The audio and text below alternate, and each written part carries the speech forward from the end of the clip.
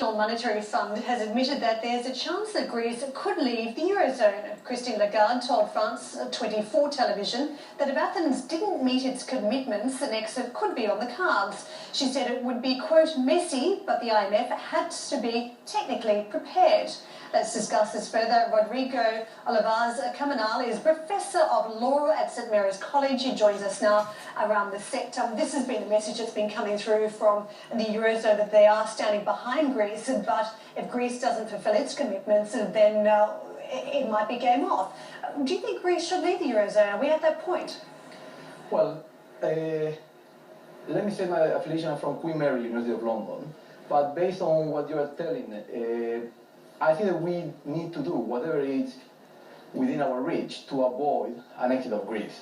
The question, the deep philosophical question is whether Greece wants to be in the EU. From the recent election, we've seen that, roughly speaking, 70% of Greek population voted against the idea of a bailout.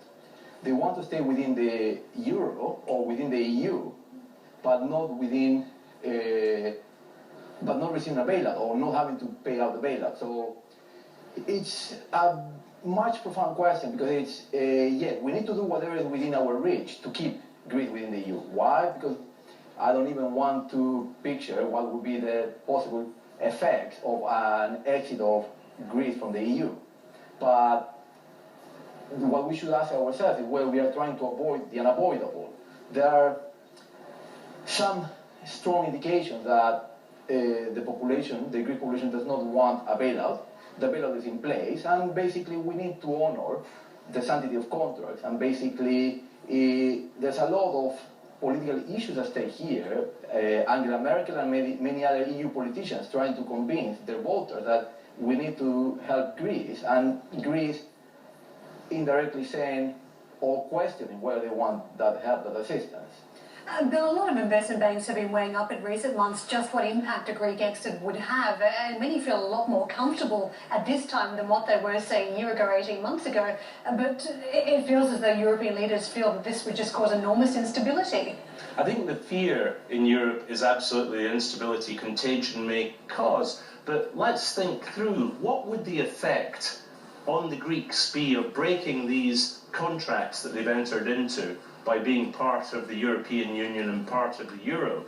I mean, we can envisage a situation where, yes, it will be extremely painful. There will be all the issues raised by capital flight.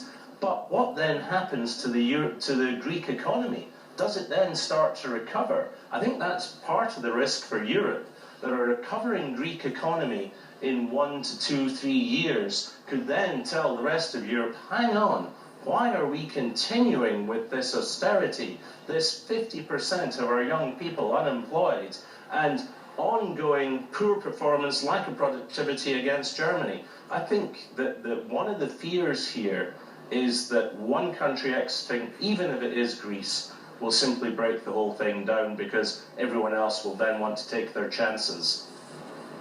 Here, what we have to do is look at this. There are two fears here. One is what you are referring as public international law, but we also have private international law. Public international law, I mean the contract with the EU, the treaties that Greece has signed, but also we cannot forget that there are many contracts that will need to be redenominated. Like, for instance, just from a lease agreement to a multi-billion international syndicated loan.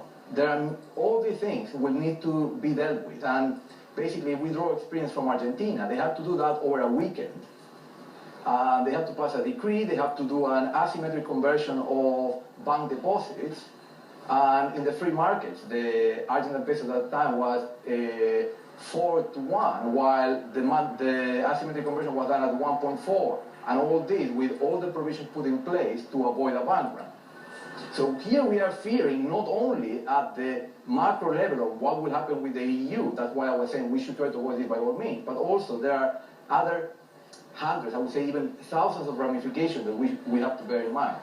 Oh, it's certainly going to be a big step into the unknown, and if there's anything markets hate, it is the unknown. But at the same time, I think that is good, the choice that the Greeks are going to be facing on, is it March the 17th? On June 17th, indeed. June 17th, which is the key number that markets are now going to be waiting for, that key date to see what plays out. Thank you so much for joining us today. We must say thank you and goodbye, Rodrigo Olivares Caminal, who is Professor of Law at Queen Mary University of London.